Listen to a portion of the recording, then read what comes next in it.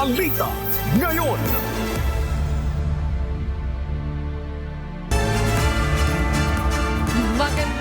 Magandang umaga, Luzon, Visayas, Mindanao at sa buong mundo.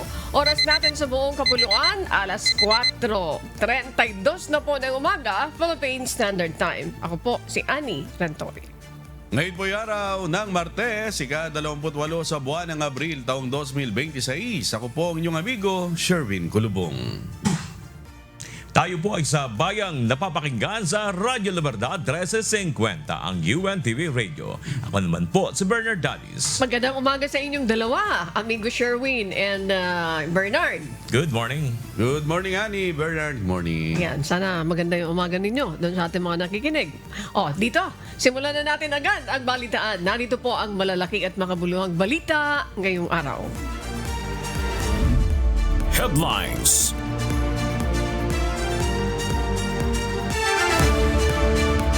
National News. Abiso sa mga motorista, ipatutupad na simula ngayong araw, April 28, ang dagdag bawas sa presyo ng mga produktong petrolyo. Batay sa anunsyo ng Department of Energy, magkakaroon ng malakihang rollback sa presyo ng diesel ngayong linggo na aabot naman sa 12 pesos and 94 centavos per liter. Habang nasa 15 centavos naman and 71 centavos ang magiging bawas sa presyo ng kerosene. Gayunpaman, magkakaroon naman nagdagdag na 53 centavos per liter ang presyo ng gasolina. Muli namang ipinapaalala ni Energy Secretary Sharon Garin na kailangan mag-comply ang mga gasoline station sa ipinatutupad na adjustment range sa presyo ng mga produktong petrolyo. Bakit po merong range? Kasi tignan nyo po ang gas station ninyo, iba-ibang gas station, iba yung presyo. Dahil depende yan kung malayo siya sa depot or inland siya, malayo i-deliver, mas magastos yung pag-deliver doon sa gas station na doon. So, mas mahal po ang benta. Or minsan po, iba-ibang brand, iba-iba rin yung presyo nila. Hataw Balita Ngayon. Natanggap na ng Pilipinas ang milyon-milyong litro ng diesel na binili ng pamahalaan sa iba't ibang bansa ayon sa Department of Energy. Nakatakda na ring i-deliver ang supply ng liquefied petroleum gas o LPG bago magtapos ang Mayo. May hataw na balita si Asher Cadapan Jr. Karagdagang 5 araw na supply ng diesel. Ito ang katumbas ng lahat ng 4 na shipment ng diesel na dumating sa bansa na binili ng pamahalaan sa pamamagitan ng Philippine National Oil Company Exploration Corporation o PNOCEC. Bahagi pa rin ito ng mga hakbang na ginagawa ng pamahalaan upang masiguro ang sapat na supply ng langis sa bansa sa gitna ng nagpapatuloy na sigalot sa Middle East. Ayon kay DOE Undersecretary Sandy Sales, ang unang 2 shipments ng krudo ay ibinaba sa La Union at sa Batangas bago pa man magtapos ang buwan ng Marso, habang idiniskarga naman ang ikatlong shipment sa Subic. Samantala, nai-offload na rin kahapon sa Davao City ang ika-4 na shipment. So in total, yung 4 na cargoes na ito delivered from March 25 to early this morning in a span of 1 month, totaled about 178 million liters of diesel. So essentially, that's about 5 days buffer stock. Inihayag naman ng DOE na sa ngayon ay wala pang nakalinyang paparating na supply ng diesel para sa buwan ng Mayo na magiging bahagi ng ating buffer stock. Paliwanag ng ahensya, kailangang balansihin ang pagbili ng pamahalaan ng supply ng petrolyo, gayon din ang pag-order sa mga pribadong kumpanya na direktang bumibili ng gasolina at diesel.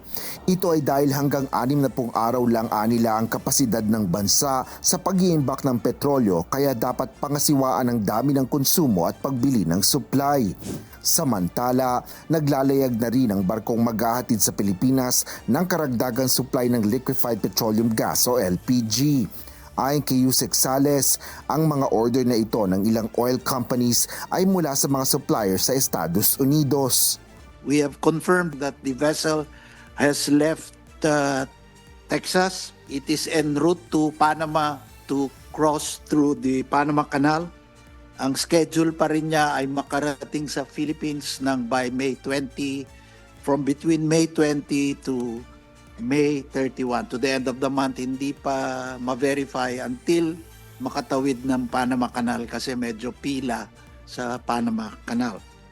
Muli namang tiniyak ng DOE na mayroong sapat na supply ng mga produktong petrolyo ang Pilipinas sa pamamagitan ng patuloy na pakikipag-ugnayan sa ibang mga bansa.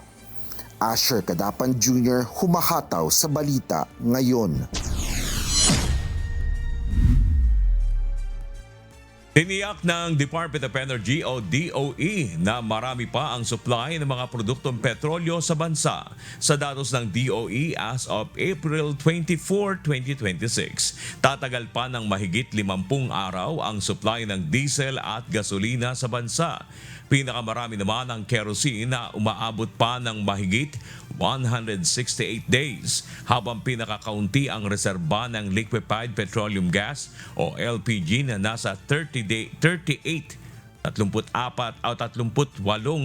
araw na lamang. Samantala ang jet fuel naman ay kakasya pa sa loob ng nasa 70 araw at fuel oil na nasa 67 araw. Paliwanag ni Energy Secretary Sharon Garin, patuloy rin ang deliveries ng mga petrolyo na binili ng mga oil companies sa ibang bansa. Ang total ng country na average is 54 days, which is a good number because if you order from America, South America, or North America, it will take about 30 days for it to be delivered here. If you order from Southeast Asia or neighboring Asian countries, that's about 15 days maximum for it to be delivered here. Some could even be as short as 7 days. Hataw Balita Ngayon.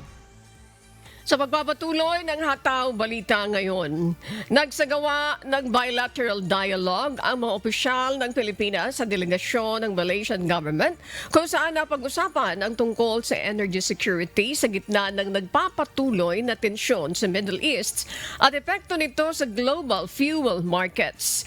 Sa nasabing pagpupulong na talakay kung papaano pa lalong mapapalakas ang ugnayan ng Pilipinas at Malaysia sa usapin naman ng energy security, pagpapatatag ng market resilience, gayon din ang coordinated response sa pagtugon sa nagbabagong global conditions. Binigyan din ni DOE Secretary Sharon Garin na makakatulong ang patuloy na dialogue at cooperation sa pagkakaroon ng energy security at maipromote ang katatagan nito sa buong Asian region.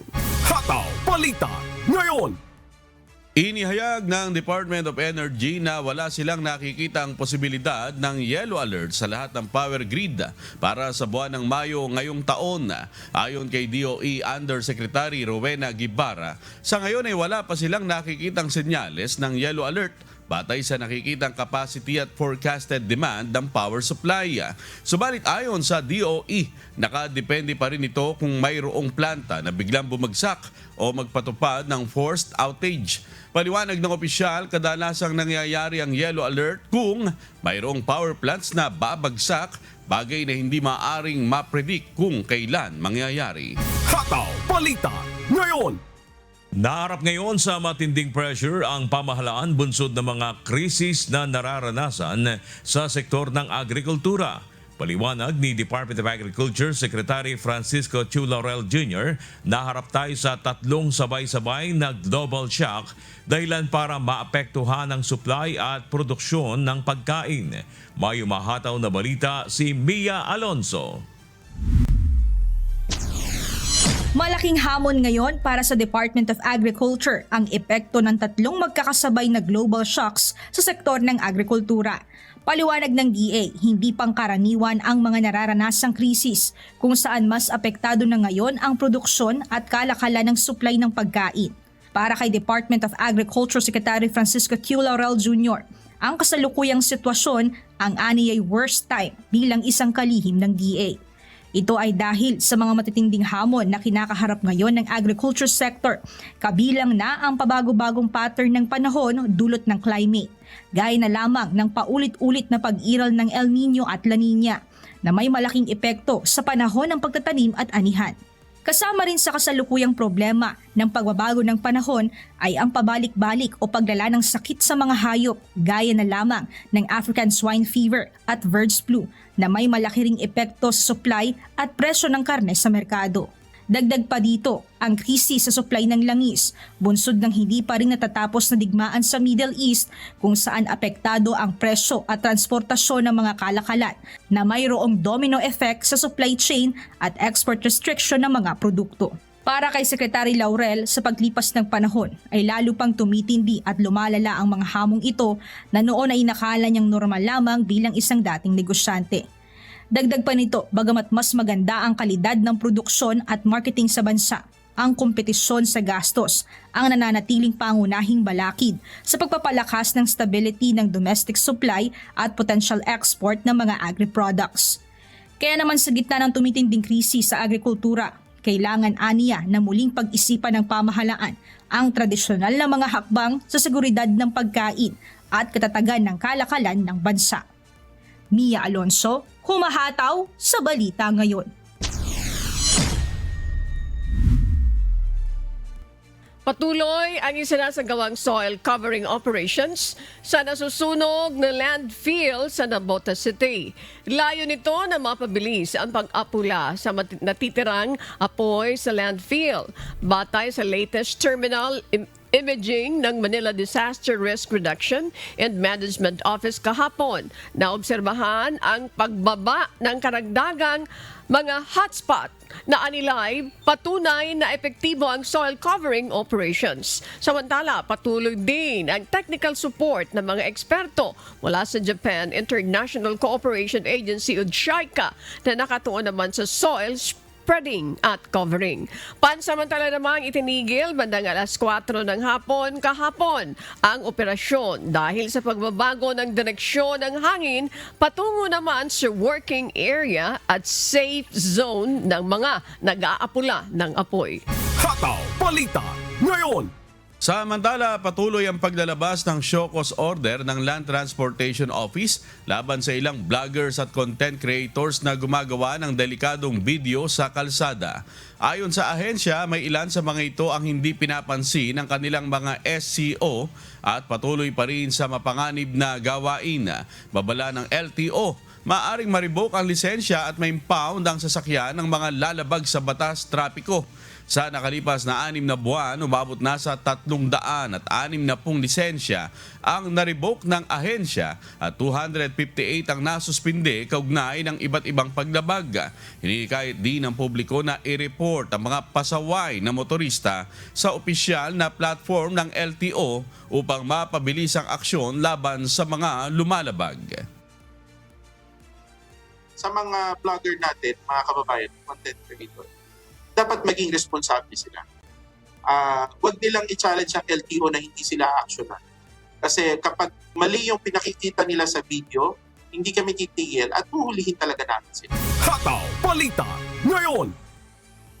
Bilang bahagi ng selebrasyon ng Araw ng mga Manggagawa sa darating na May 1, magbibigay ng libreng sakay ang LRT Line 2 para sa lahat ng mga manggagawang pasahero sa Biyernes. Iiral ang libreng sakay ng alas 7 ng umaga hanggang alas 9 ng umaga.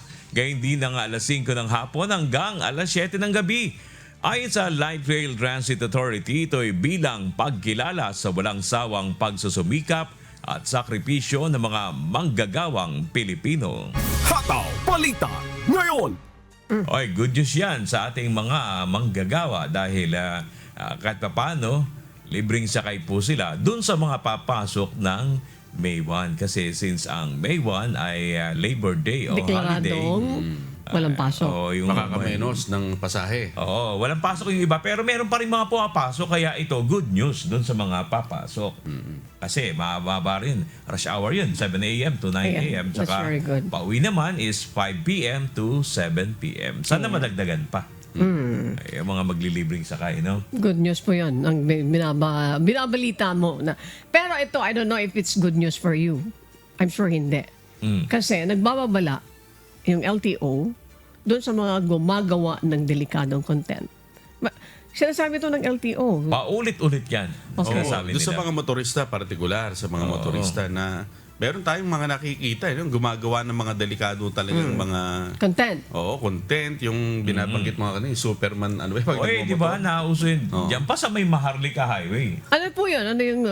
Superman yung sinasabi nila for the content para, kumbaga sa termino ng iba, pagpapasikat sa social media. And then using the what? Using the motorbike yung or... Mo nakadapa dun motorsiklo. sa okay. motorsiklo. Di ba? Ayan. Pagka nagmotor kasi, usually nakaganyan Nakaupo ka. Nakaupo. Yun, nakahiga na. Parang Superman nga. Kaya Well, Superman. Walang safety gear yun. Kaya pagka sumalpo o nabangga, nako. Ayan, yun ang babala ng LTO. Dapat gamitin ang kalsada. Public road yon. Hindi mo pag-aari yun. Kasi kaya nakaka-apekto sila sa Okay. ibang mga motorista, That's sa ibang correct. mga bystander doon na na-aksidente rin dahil doon sa ginawa nila. Tsaka hindi lang yan. That's a public road. Hindi nga ako bagay. Hindi mo pag-aari yan. Kaya mayroon mga rules na dapat kang sundin. Sabi po ng LTO, kung gumagawa ka ng content na walang ingat, hindi mo, dinedisregard mo yung public order and safety, you will be in trouble. Kasi may batas na sumasaklaw dyan. Kung ang intention mo lang, mag-create ka ng content at makadami ka ng viewers, ay hindi naman pinapayagan ng batas yun. Kaya sa isang punto, maganda yung ginagawa ng LTO, na talagang sinasampulan nila, talagang pinaparusahan nila itong mga pasaway. Lalo dyan sa Marilake, di ba? Oo, ang dami niyan. Ang daming na-aksidente na Marilake, ang sinasabi Marilake ay prone din sa accident yan dahil doon sa design ng road. Ay, kasi yung ginagawa ng iba, feeling tag doon? Yung mga racer. Oo.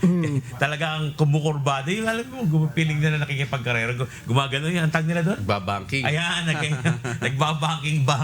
Tapos, syempre, maganda nga naman ikakuha sa video. Sa Dumadami content. Yung viewers, pag kami na-aksidente, ini lang ayun nga inaabangan na nila talaga. Ayun lang, Yung pero- SSM lang. Hindi po siya responsable. Kasi sabi nga, di ba, ang pagkakaloob sa iyo ng lisensya, di ba, ng gobyerno, kumbaga karapatang yung binibigay sa iyo na maaari ding tanggalin pag hindi ka sumunod That's sa batas. correct. Opo. At saka, yung tungkol sa usapin ng safety, that is a shared responsibility. Hindi lang yan nasa gobyerno, kundi pati din kayo, mga mamamayan.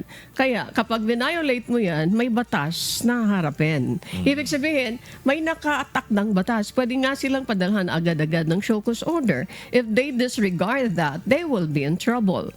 Binabanggit nila yung baka automatic, masasampan sila ng reckless imprudence because you are disturbing, you are distracting other motorists na magiging sanhi ng aksidente like what you mentioned earlier. Siguro yung dagdag na presensya ng mga otoridad din, gaya ng mga pulis, makakatulong pagka deterrent sila. That's correct. Yan. At saka mayroon naman tayo, di ba, may mga camera na pwede makakita sa'yo. So that's a proof. Saka malaking tulong din yun, Malaking tulong din yung mga netizens na nagsishare. Ayan. And speaking of netizen, nape-pressure sa iyong mga irresponsibleng motorista. yes. And speaking of netizen, sinasabi nila, kung mayroon kang pagkakataon na witness mo yun, do not hesitate to report that to the nearest LTO. Actually, ginagawa na lang ng iba. Pag nagte-trending na, tinatag na lang nila. Oo, sa social media na rin. Sa social media Hindi na na rin. para pumunta pa sa presinto. LTO. Tatag lang nila yung malapit na LTO yung office. LTO or LTFRB, itatag nila. Minsan pati yung mga media network. Para mas madali. Para maging visible. Para kasi, mapansin. Kumbaga, lalabas dun sa mo yun sa feed mo yun, di ba? Pag Okay. tinagkal. Pero paano yung tao na nagsumbong? Protected din mo yun? Ay, depende yon kung ang account mo talaga Okay, kung yun naman brave ka, ano ngayon? Kung malaman na ako nagsumbong, haharapin ko naman sila because totoo naman. Pero minsan kasi mahirap nang i-trace I kung see. sino ang original na Nagsumbong. nag-post. Kung pagka-viral na. Okay. Sinabing viral, umabot na yan ng million Pero views. what's important siguro, dapat ma-protect din yung nagbibigay ng information because yung tendency na balikan sila nung mga sinusumbong nila. Pag nireport nila sa government offices. Pero usually kasi Yung naman, pagtatag. yung iba nagpo-post, hindi na, yung tatag, ano yun yung iba, matapang na lang talaga. Yung iba naman, hindi naman actual na pangalan niya yung nakalagay sa account. Okay. Ang habol niya doon is ma-call yung attention. Nung ating mga otoridad. Pero Marami again, kasi, kagaya nung ito lang nakaraan, di ba, yung nagpahabol pa doon sa gasoline boy na nagkarga ng gasolina. Yes, Tapos, oo. hindi Pero may nagbayad. suspension na yun eh. Di ba? May Oo. suspension na yata, nahuli naman yun. Ibig sabihin kasi dumadami ulit yung ganong content na negative. And it's good that the LTO is very active. Kaya call out yung attention. Kaya siguro sa isang banda, daanin natin sa perspektibo namang, why not gumawa ka ng content na mabuti? And that's what we're saying. Oo, Oo. yan, diba? Inspire, magiging magandang ehemplo. Yan. Tama Ayan. yun. Lalo na sa panahon ngayon ng krisis, mas maganda yung ang gagawin mong content, yung makakatulong sa kapwa Ayan. mo. I'm sure magiging trending din yun. Okay. Lalo na kung But ginawa mo yung naman. mentality kasi ng ibang mga kababayan natin, iba naman. Again, itong mga binabanggit namin, base po ito doon sa mga nababasa natin at mga naririnig natin. At ito din po ang binabalita namin sa inyo. At yung LTO, sinasabi nila magiging mahigpit sila. And that's a right move na gawin ng Land Transportation Office para masaway itong mga vlogger na sinasabi nila na hindi na daw po kayo nasunod doon sa mga batas na dapat natin na i-observe. Actually, kahit hindi vlogger lang kahit yung ordinaryong netizens lang kasi minsan gaya-gaya din yung iba Pagka nauso yung ganitong stunts, nagsiuso. Kasi Ito- yun yung nakita sa social media. Oo, nag-trend. Ginaya. sa social media. Ginagaya. Wala Kaya nang nga gaya-gaya. Iba na talaga. Dapat may originality ka. Pero may mga minor din kasi, di ba? Na Oo, minsan gumagamit may ng minor social na, media. May minor. So yun, ang pinoprotektahan din dapat. Ayan. Ano pang balita? Yung sunog sa Navotas landfill. Anong update doon? Well, ang report, lagi naman nag-update yung dyan yung LGU araw-araw. Nagpo-post yung alkalde niya, nakikita ko, dun sa kanyang social media, nung update dun sa sanitary landfill. Sinasabi nga nila, at least mas na-lessen na ngayon yung damage dahil mas, kumbaga, lumalawak na yung natatabunan ng lupa dahil nandun yung mga makinarya. Sana nga, matuloy-tuloy, totally matabunan na at Papigilan yung usok kasi yun ang delikado sa kalusugan, lalo na Ibig nga sa sabihin, mga respiratory problems. That's correct. Yung pagtabon gamit ang lupa is effective. Oo. Nababawasan. Kaya lang yung unang problema, saan ka kukuha ng lupa doon? Kasi, di ba, nasa paligid doon ay puro mga tubig, di ba? Actually, Kailangan merong- i-transport yung lupa. Ganun ba yun? Gumagamit sila ng dredger. Ang alam ko, nabanggit yan nung nakaraan. Alam mo yung dredger kasi, ang tawag sa amin yan sa Bulacan, sa Pampanga area, is draga. Yung draga, yan yung kumukuha siya ng lupa doon sa ilalim ng ilog. Ginagamit talaga siya pang palalim ng ilog. Parang ginagawa sa Marikina. Sa ibang lugar. Ibig sabihin, that's an equipment. Yes. Ayan. Tapos yung mga mahihigop niya ngayon na putik, yung itatambak niya doon sa isang lugar kung sa tinatapon. Okay, ibig sabihin, while you dredge, nagbibigay daan niya na lumalim yung ilog, yung isang- ilog o kaya yung dagat, makakatulong yun doon sa magandang flow. And at the same time, yung soil nun, nagagamit mo naman na pantabon doon sa nasusunog na landfill. Ayan. Pwede yun. Isang sa maganda yun na ginagawa. At sabi nga, itong nakaraan may report, ito parang kahapon lang yata yun na yung tinututukan na rin ng DNR yung ibang mga sanitary landfill. Dapat yun siguro para wag nang maulit. Tinututukan na. Sige. Oo, Tinututukan na. O sige. Ayan. I'm sure pag tinutukan, matatakot yung mga nagva-violate, yung mga violator. Pero naman, sinasabi nila na dapat sa mga Pilipino, pag alam mo yung batas, you have to follow. Ito kasi Pilipinas. Pag hindi ka masyadong nahigpitan, madidisregard mo yung batas. Ayun lang. Kaya dapat sunod tayo sa batas. Okay. Ayan. It's already 4:56 in the morning. Ano ba yung susunod natin? Marami pa tayong mga balita, kaya wag po kayong bibitiw. Patuloy po kayong mantabay. Magbabalik pa ang Hataw Balita ngayon. Oras, 2 minuto makalipas po ika-5 ng umaga at sa pagpapatuloy ng Hataw Balita ngayon. Ligtas nang nakauwi sa Pilipinas ang 13 overseas Filipino worker at isang sanggol mula sa Iraq. Dumating ang mga ito kahapon April 27 araw ng Lunes matapos ang isinagawang repatriation efforts ng pamahalaan sa pangunguna ng Philippine Embassy sa Baghdad, katuwang ang Philippine Consulate General ng Hong Kong. Ang bagong batch ng repatriation ay sinasabing dumaan o nag-transit sa Hong Kong bago tuluyang makabalik ng Pilipinas. Muli namang tiniyak ng pamahalaan ang pagkakaloob ng kinakailangang tulong para sa mga Pilipinong nare-repatriate lalo na ang mga OFW. Hataw Balita ngayon. Samantala, naiuwi na rin ng Pilipinas sa mga 16 na overseas Filipino workers na nasawi sa Kuwait. Ayon sa Department of Migrant Workers, sa mga ito ay nasawi dahil sa natural causes. Kasama sa nakauwi ang labi ng isang 5 taong gulang na batang lalaki na sinasabing naaksidente sa Kuwait.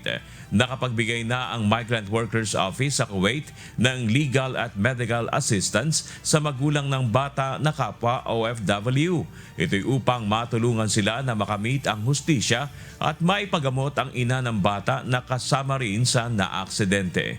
Tiniyak naman ng DMW at OWA ang suporta sa transportation, funeral at financial assistance sa mga pamilyang naulila ng mga OFW.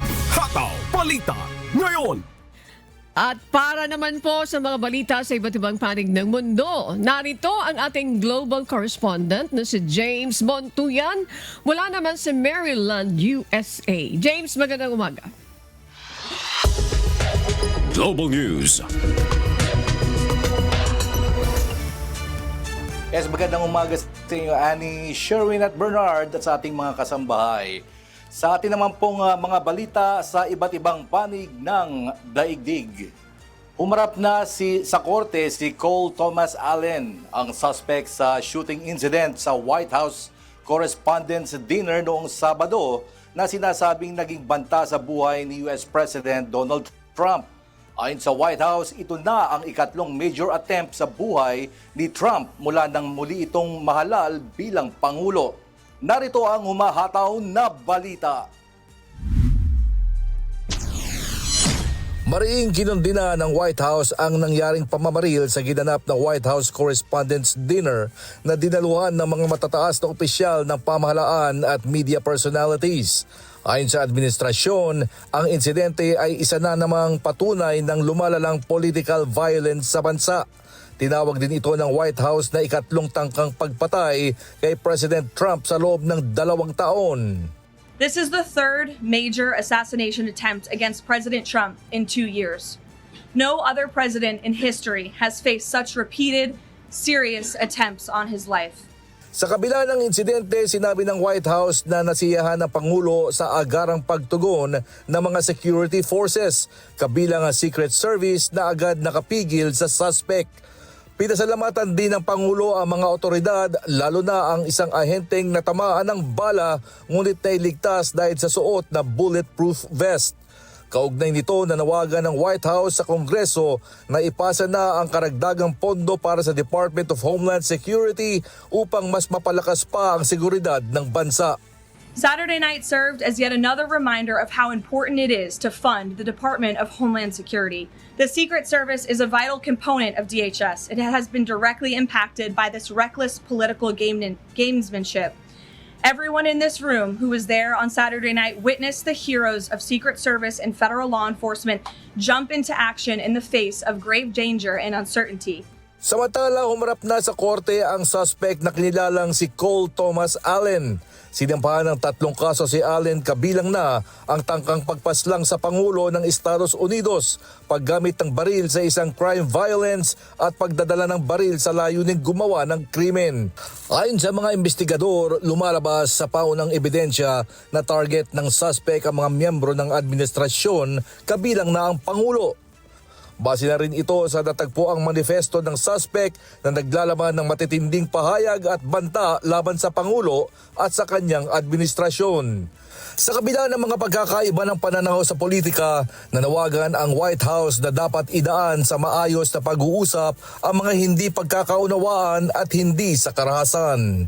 Debating, peaceful protesting, and voting are how we need to settle disagreements, not bullets. Nobody in recent years has faced more bullets and more violence than President Trump. This political violence stems from a systemic demonization of him and his supporters by commentators, yes, by elected members of the Democrat Party and even some in the media. This hateful and constant and violent rhetoric directed at President Trump day after day after day for 11 years has helped to legitimize this violence and bring us to this dark moment. Sa kabila ng paulit-ulit na banta sa kanyang buhay, sinabi ni Trump sa isang panayam na hindi siya natatakot at handa siya sa mga ganitong sitwasyon.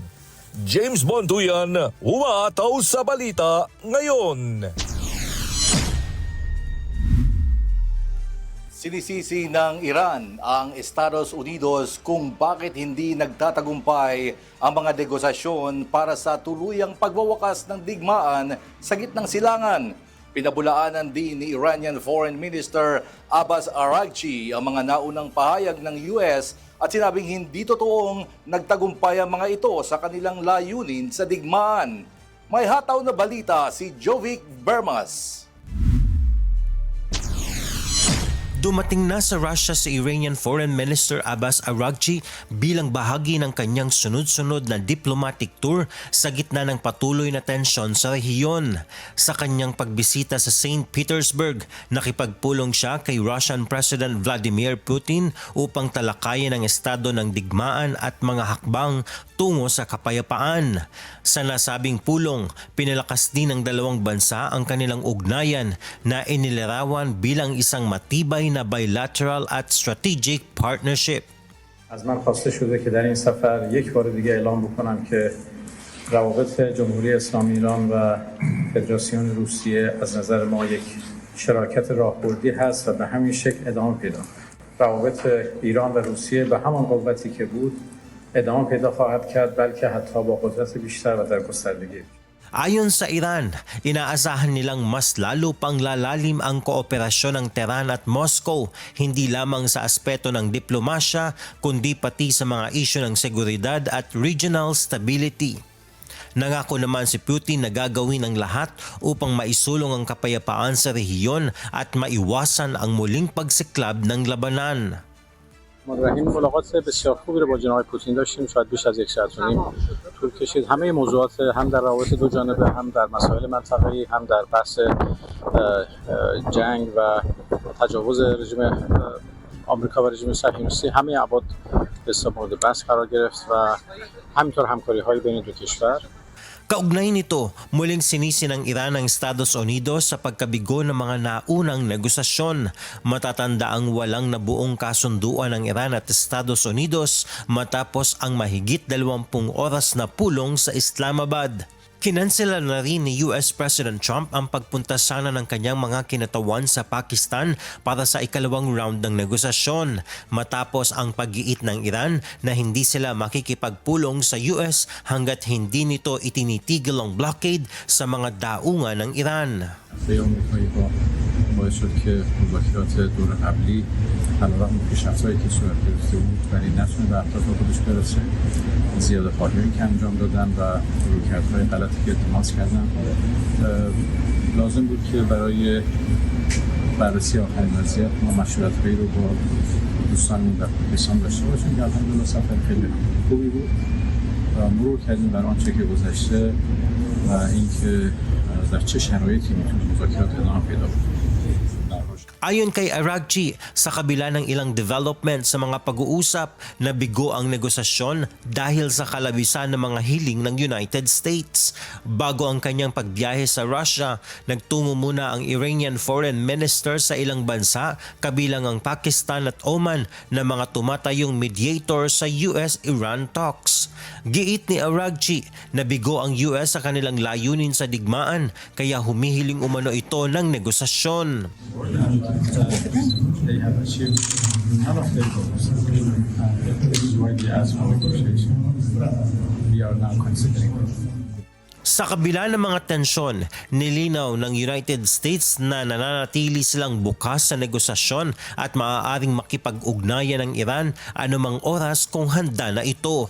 Nananatiling pangunahing issue sa negosasyon ang usapin ng nuclear program ng Iran at ang kontrol sa Strait of Hormuz.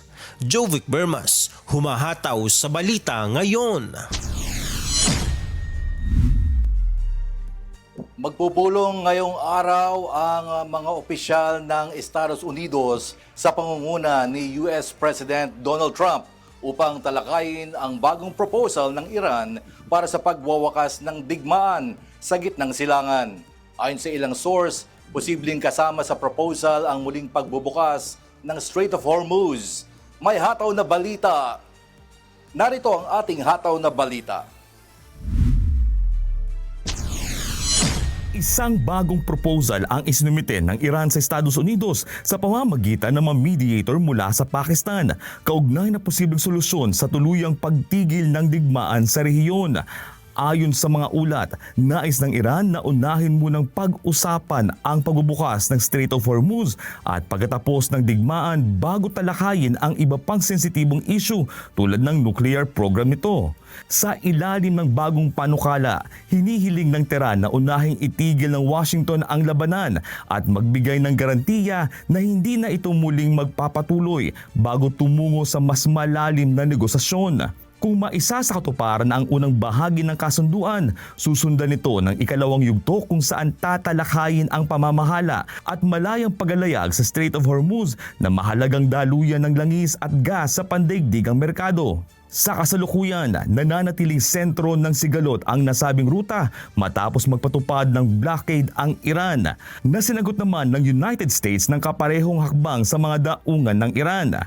Dahil dito, lumobo ang presyo ng langis at iba pang produkto sa buong mundo na nagdudulot ng pangamba sa mga ekonomiya ng iba't ibang bansa.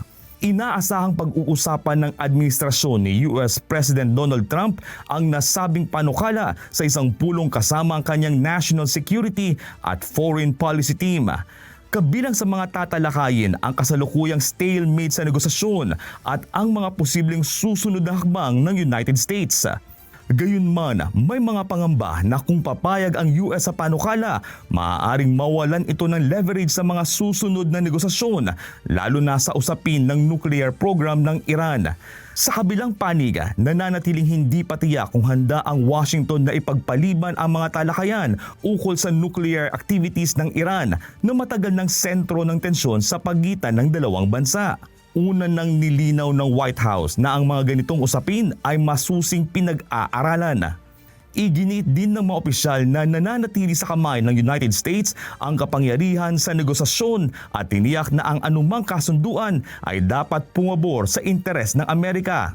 Sa kabila ng mga diplomatikong hakbang, nananatiling malabo kung magiging matagumpay ang panukala ng Iran o kung muling mauudlot ang mga negosasyon sa pagitan ng dalawang bansa. Jack De Ocampo, humahataw sa balita ngayon. Isinusulong ng Thailand ang isang $31 billion na land bridge project bilang alternatibong ruta sa gitna ng krisis sa Strait of Hormuz. Lain din ng bansa na mahikayat ang Singapore bilang posibleng investor para maisakatuparan ang nasabing malaking proyekto. May hataw na balita si Joan Nano. Muling binubuhay ng pamahalaan ng Thailand ang matagal ng planong land bridge project kasunod ng malaking epekto sa kalakalan ng pagsasara ng Strait of Hormuz. Layo ng proyekto na magtayo ng dalawang malalaking daungan, isa sa Ranong na nakaharap sa Andaman Sea at isa naman sa Chumphon sa Gulf of Thailand, na pagdudugtungin ng humigit kumulang 70 kilometrong kalsada at riles kasama ang mga pipeline para sa enerhiya. Sa pamamagitan nito, magkakaroon ng alternatibong ruta ang mga kargamento mula Indian Ocean patungong Pacific Ocean nang hindi na kailangang dumaan sa Strait of Malacca. Inaasahang aabot sa halagang 1 trilyong baht o katumbas ng halos $31 billion ang proyekto na inaasahang ilalatag sa gabinete ng Thailand sa Hunyo o Hulyo. Kasabay nito, aktibong kinakausap ng pamahalaan ng Thailand ang Singapore bilang posibleng investor sa proyekto dahil sa malaki nitong papel sa rehiyon bilang sentro ng kalakalan. Iprinisinta ni Thai Prime Minister Anutin Charnvirakul ang proyekto sa Defense Minister ng Singapore na si Chan Chun Sing sa isang pagpupulong kung saan ipinahiwatig ang posibleng interes ng bansa sa nasabing proyekto. Ayon sa mga opisyal, nakikita ito bilang isang malaking oportunidad hindi lamang para sa ekonomiya ng Thailand, kundi pati para sa mga dayuhang mamumuhunan. Gayunman, hindi pa ganap na naisasakatuparan ang proyekto dahil sa mga naunang issue tulad ng political instability, kakulangan sa mga pag-aaral sa kapaligiran at pagtutol ng ilang lokal na komunidad. Sa kabila nito, itinuturing ng mga eksperto na mas praktikal ang land bridge kumpara sa matagal ng panukalang crack canal na hindi natuloy dahil sa mga isyu sa seguridad, gastos at epekto sa kapaligiran. Sa gitna ng patuloy na pagbabago sa global trade at mga tensyon sa rehiyon, inaasahang magiging mahalagang alternatibo ang land bridge project upang masiguro ang tuloy-tuloy na daloy ng kalakal at enerhiya sa buong mundo. Joan Nano, humahataw sa balita ngayon. Unahan ni North Korean leader Kim Jong-un ang pagbubukas ng memorial sa Pyongyang para sa mga sundalong North Korean na nasawi sa digmaan sa Ukraine. Kasama niya sa seremonya ang Russian Defense Minister na si Andrei Bolosov. Tinatayang libo-libong sundalo mula North Korea ang ipinadala upang tumulong sa Russia laban sa Ukraine. Sa kabila nito, wala pang opisyal na bilang ng mga nasawi habang pinaniniwala ang kapalit nito ang financial at technical aid mula sa Russia. Hataw Balita ngayon. Hindi bababa sa 4 ang nasawi habang marami naman ang sugatan sa banggaan ng 2 tren malapit sa Jakarta, Indonesia. Ayon sa ulat, nabangga ng paparating na tren ang isang nakahintong commuter train sa isang riles. Dinala na sa mga ospital ang mga sugatan. Pinangangamba namang tumaas pa ang bilang ng casualty habang nagpapatuloy ang rescue operation sa mga pasaherong naipit sa loob ng mga bagon. Hataw Balita ngayon. Naharap sa kasong public nuisance at mischief ang isang French teen sa Singapore matapos nitong ibalik sa vending machine ang isang straw na dinilaan na niya. Nag-viral ang insidente matapos i-post ng suspect ang video sa social media. Ayon sa kumpanya ng vending machine, pinalitan na nila ang lahat ng 500 straw bilang pag-iingat sa kalusugan ng publiko. Kapag napatunayang nagkasala, maaari siyang makulong ng mahigit 2 taon at pagmultahin. Nakatakdang muling dinggin ang kaso sa korte sa May 22 habang nagpapatuloy ang investigasyon. Hataw Balita ngayon. At yan po mga kababayan ang mga balita mula sa iba't ibang panig ng mundo. Mula dito sa Maryland, USA, ako si James Bontuyan. Magandang araw po sa ating lahat. Balik po sa inyo dyan sa studio. Maraming salamat, James Bond. James Bontuyan. Patuloy kayong mantaway. Magbabalik pa ang Hataw Balita ngayon.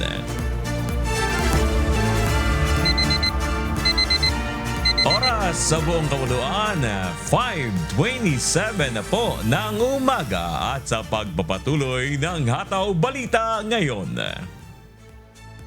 Kinumpirma ng Department of Justice na wala na sa teritoryo ng Czech Republic si dating Ako Bicol Party List Representative Saldico matapos ang pulong kasama ng kanilang counterpart officials ng naturang bansa. Samantala napag-alaman din ng DOJ na may dalang 3 Philippine passport si Ko. May humahataw na balita si Benedict Samson. Matapos ang makikipagpulong ng high-level team delegates ng Pilipinas sa kanilang counterpart officials ng Czech Republic bandang alas 8 kagabi oras sa Pilipinas, Kinumpirma ng Czech Minister of Justice kay DOJ Secretary Frederick Bida na wala na sa kanilang teritoryo ang dating kongresista na si Saldico. Sa kabila nito, naniniwala ang mga opisyal ng Pilipinas na nasa Europa pa rin ang dating mambabatas. I have to share difficult news, mga kababayan. Czech authorities have informed us that Mr. Saldico is no longer in their custody. At that information, what we can confirm is that he is within the Schengen area. Ayon kay Secretary Bida, bagamat gusto nilang malaman ng ibang impormasyon, limitado lang anya ang ibinigay sa kanila dahil sa istriktong data privacy law. They're citing Schengen rules and data privacy program. But what they cited in our conversation is they were pointing to a possible police cooperation agreement, which we don't have, which is currently ongoing negotiations between the Philippine government and the Czech Republic. Ngunit may hawak namang detalye ang DOJ patungkol sa sasakyan na gamit ni Saldico sa Czech Republic na sa ngayon ay bahagi na ng intelligence operation. Definitely he was traveling by land. We are also aware, we got information as to the registry of the vehicle. We also got information as to the driver. Sa naunang inilabas na impormasyon, sinasabing naharang ang dating mambabatas sa boundary ng Czech at Germany dahil sa immigration violation. Ayon kay Secretary Vida, lumabas sa kanilang verifikasyon na may 3 umanong hawak na Philippine passport si Saldico. And apparently, when we double-checked with records available to the Bureau of Immigration, Mr. Saldico was issued 3 passports. Okay? The one which he was carrying, the information that we got, it's the one that expired September 11, 2022. Okay. That was the one he was in possession with when he was accosted by the authorities. Mm-hmm. The 2 other passports, one is the official passport, I believe when he was congressman, and the other passport is the one cancelled by the Philippine courts. Hanggang sa April 30 tatagal sa Czech Republic sina Secretary Bida. Bagamat dismayado dahil hindi nila kasama sa kanilang pagbalik sa Pilipinas ang dating mambabatas, sisikapin naman ng DOJ na mapabilis ang pagsasaayos ng mga bagay patungkol sa law enforcement gaya ng Red Notice at International Police Cooperation. Benedict Samson, humahataw sa balita ngayon. Sa pagpapatuloy ng Hataw Balita ngayon, nanindigan ng Malacanang na walang mali sa naging anunsyo ni Pangulong Ferdinand Marcos Jr. hinggil sa pagkakahuli kay dating Congressman Saldico sa Czech Republic. Sagot ito ng palasyo sa mga pambabatikos na ilang kritiko na nagsasabing hindi verified ang inanunsyo ng palasyo. Ayon kay Palace Press Officer Undersecretary Claire Castro, walang ginamit na termino ang Pangulo na aresto sa kanyang pahayag noong April 16 ukol kay Saldico. Pero maingat po ang Pangulo sa pagbibigay ng anunsyo sa ating taumbayan. Kaya wag ipahid sa Pangulo ang salitang aresto dahil hindi po niya yan ginamit. Ang nahuli na salita ay very general. So kapag nahuli, pwede nating sabihin na napahinto, na-stop, na-prevent sa pagkilos, at hindi mali ang Pangulo sa kanyang inulat noong April 16. Samantala, itinama na rin niya ang nagamit na termino ng Presidential Communications Office sa isang artikulo na pag-aresto sa dating mambabatas dahil na rin sa paggalang sa umiiral na polisiya sa Czech Republic. Kung ginamit man ito ng PCO, dahil yun ang kanilang pag-translate, most probably salitang nahuli. But, nung nalaman na hindi ito ang terminong ginagamit ang Czech Republic, yan po naman ay ating iginalang. At pina-correct na lang po natin nang naaayon din po sa nais na salita na o termino ng Czech Republic. Hataw Balita ngayon. Samantala, inihahanda ng ilabas ni Senator Panfilo Ping Lacson ang partial report ng Senate Blue Ribbon Committee hinggil sa flood control scandal. Ito ay kahit hindi pa nakukumpleto ang pirmang kailangan nito para matalakay sa plenaryo. May humahataw na balita si Jed Neresina. Idadaan ni Blue Ribbon Committee Chairman Senator Panfilo Ping Lacson sa privilege speech ang Chairman's Progress Report hinggil sa flood control scandal kapag nag-resume na ang sesyon ng Senado sa darating na May 4. Paliwanag ni Senator Lacson, magsisilbi itong daan para maipagpatuloy ang mga pagdinig sa issue ng flood control dahil hindi pa rin nakukumpleto ang kinakailangang pirma para maihain at ma-sponsor sa plenaryo ang partial committee report. Aniya, ilalahat sa Chairman's Progress Report ang mga natuklasan sa partial report kung saan nakapaloob ang mga ebidensyang nakalap sa mga pagdinig bilang attachments. Maglalaman din ito ng mga visual aid upang mas madaling maunawaan ng publiko ang ulat kapag iniharap na ito sa plenaryo. Sa kasalukuyan, 6 pa lang ang pirma ng partial committee report kung saan kulang pa ito ng 3 para makumpleto ang 9 na kailangang lagda. Gayunpaman sinabi ng senador na bukas pa rin siya sa posibilidad na may iba pa siyang kasamahan sa Senado na pipirma sa partial committee report upang maisulong ito sa plenaryo kung saan maaari itong talakayin, amyendahan at pagtibayin.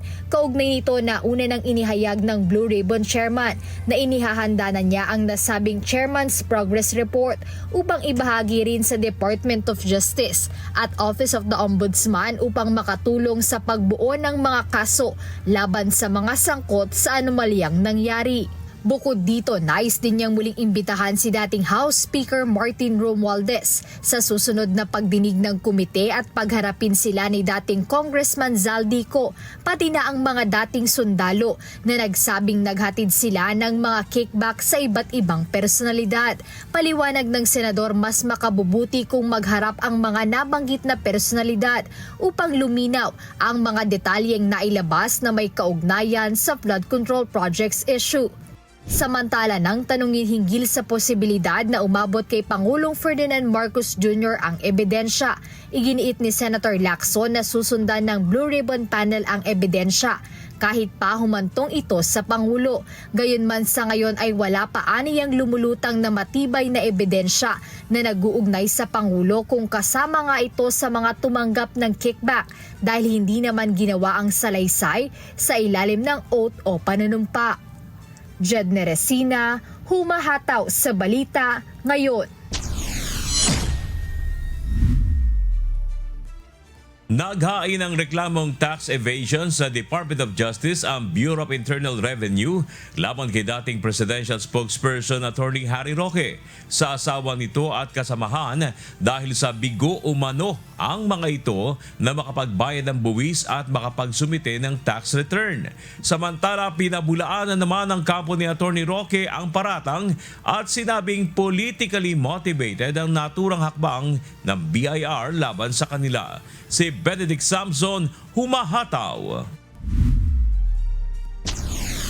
May nakitang probable cause o dahilan ng Bureau of Internal Revenue o BIR para magsampa ng reklamong tax evasion sa Department of Justice laban kina dating Presidential Spokesperson Attorney Harry Roque sa asawa nito na si Myla Roque at Attorney Percival Ortega. Kahapon, naihain na ng BIR ang reklamo laban kina Attorney Roque at iba pa matapos na lumabas sa kanilang investigasyon na bigo umano ang mga ito na makapagbayad ng buwis at magsumite ng tax return para sa kumpanyang Biancham Holdings and Trading Inc. matapos ang ginawang paglipat ng shares of stock at pag-increase ng authorized capital stocks. Ayon sa BIR, tinatayang nasa 3.35 million pesos ang tax deficiency ng naturang kumpanya kasama na ang surcharge at interest. Samantala, mariin namang pinabulaanan ng kampo ni Attorney Harry Roque ang naturang paratang. Sa isang pahayag, sinabi ng dating presidential spokesperson na maaaring politika, pangharas at manggigipit ang nasa likod na naturang hakbang laban sa sinumang individual na naugnay o sumusuporta sa Duterte administration. Dagdag pa ni Roque, wala anyang legal na basihan ang reklamo. Nakahanda rin anya ang kanyang kampo na sagutin ang mga paratang. Nananawagan din si Attorney Roque ng patas at pagsunod sa due process para maipagtanggol ang kanilang karapatan sa ilalim ng batas. Benedict Samson, humahataw sa balita ngayon. Kumpiyansa ang ilang kongresista hindi uusa ng reklamong inihain laban sa kanila ni Attorney Manasseh Carpio, asawa ni Vice President Sara Duterte. Inireklamo ang mga ito ng paglabag sa Anti-Money Laundering Act, Bank Secrecy Law at Data Privacy Act bunsod ng umano'y ulat ng Anti-Money Laundering Council sa bank transactions na iniuugnay sa kanilang dalawa ni VP Duterte sa pagdinig naman ng House Justice Committee. May humahataw na balita si Rosalie Cos. Naayon sa batas at kabilang sa mandato ng House Justice Committee, yan ang paninindigan ng ilang kongresistang kabilang sa inirereklamo ni Attorney Manasseh Carpio, asawa ni Vice President Sara Duterte. Araw ng Lunes, April 27, nang maghain ng reklamo sa Quezon City Prosecutor's Office si Carpio, kaugnay ng ginawang ulat ng Anti-Money Laundering Council o AMLAC sa bilyong pisong halaga ng covered at suspicious transactions na iniuugnay sa bank accounts nila ni Vice President Duterte sa pagdinig ng House Justice Committee. Ilang miyembro ng House Justice Panel ang kabilang sa nirereklamo, gayon din ang mga tagapanguna ng Bangko Sentral ng Pilipinas at AMLAC. Ayon kina mamayang Liberal Party List Representative Leila de Lima at Akbayan Party List Representative Shell Chocno, kumpiyansa silang hindi uusad ang reklamo ni Carpio laban sa kanila. Kampante po tayo na hindi yan magpo-prosper dahil wala naman po kaming linalabag na batas. Kasi nga po sa Bank Deposit Secrecy Law, maski na sa Anti-Money Laundering Act, ay mga ano po ito, exception po ito. Dahil nga we're talking here about a case of impeachment. We are in impeachment proceedings. And therefore, mandato namin, karapatan namin, prerogative namin, power ng committee to subpoena yung mga dokumento na mga relevant para dun sa pag-prove ng mga impeachable offenses. Kasama sa trabaho yan bilang isang member ng Committee on Justice. But, again, sabi ko nga pero ang una kong naging reaction, how can we be singled out as individuals when ang nag-action doon sa subpoena hindi naman kami bilang mga mismong representante, kundi yung buong Committee on Justice. Si Akbayan Party List Representative Percy Sendanya, hindi rin apektado sa reklamo ni Carpio laban sa kanya. Chill lang tayo. Kasi alam natin na tayo ay nakatungtong doon sa mga provision ng batas. Hindi tayo natatakot kahit na may attempt sila to intimidate us with this case. Pili ko, this is their way na balikan kami. Kasi ako yung nag-move to subpoena the AMLAC to submit to the committee and testify sa committee yung mga suspicious at covert transactions. Si House Justice Committee Chairperson at Batangas 2nd District Representative Jervy Luistro, iginiit na handa ring harapin sa tamang forum ang reklamo. Pero naninindigan nitong hindi saklaw ng tinatawag na confidentiality of bank deposits ang impeachment. Kaya legal anya ang paglabas ng AMLAC records at kinakailangan para sa transparency. Rosalie Cos, humahataw sa balita ngayon. Nanguna si Vice President Sara Duterte sa resulta ng isinagawang tugon ng masa survey para sa unang quarter ng taon sa tinatawag nilang hypothetical head-to-head presidential match-up sa darating na 2028 elections. Batay sa resulta ng survey, lumabas na nakakuha si VP Sara ng 46% na suporta o vote intention habang 35% naman ang nakuha ni dating Vice President at ngayon Naga City Mayor Leni Robredo. Samantala, 19% naman ang nagsabing undecided. Bagaman si VP Sarang nakakuha ng pinakamataas na porsyento sa nasabing survey, sinasabing lumiit naman ang kanyang agwat mula sa suportang nakuha ni Mayor Robredo kung ikukumpara sa nakaraang fourth quarter survey noong 2025. Ayon sa Okta Research Group, isinagawa ang nasabing survey mula March 19 hanggang March 25, 2026 sa 1,200 adult respondents. Nakapaloob sa survey na ipinresinta sa mga respondent ang 26 na potential presidential contenders. Kasama rin sa mga pinagpilian sa naturang survey sina Manila City Mayor Isko Moreno Domagoso, Senator Rafi Tulfo at Senator Bam Aquino. Nauna nang inianunsyo ni Vice President Sara Duterte ang kanyang planong pagtakbo bilang presidente sa darating na 2028 elections, habang inihayag na rin ni Mayor Leni Robredo na wala siyang planong kumandidato sa 2028 at sa halip ay nais niyang manatili bilang alkalde ng Naga City. Hataw Balita ngayon. Masyado pang maaga para pag-usapan ang tungkol sa 2028 elections. Yan ang sagot ng Malacanang nang matanong hinggil sa kung mayroon nang i-endorso si Pangulong Ferdinand Marcos Jr. para sa mga posibleng kumandidato sa darating na 2028 national elections. Ayon kay Palace Press Officer Undersecretary Claire Castro, sa ngayon nakafocus lamang ang Pangulo sa kanyang trabaho, lalo na sa pagtugon sa mga problemang dulot ng tensyon sa Middle East at hindi sa usapin ng politika. Sa ngayon, sa paningin po ng Pangulo, napakaaga pa pong pag-usapan kung sinong tatakbo sa pagkapangulo sa susunod na eleksyon.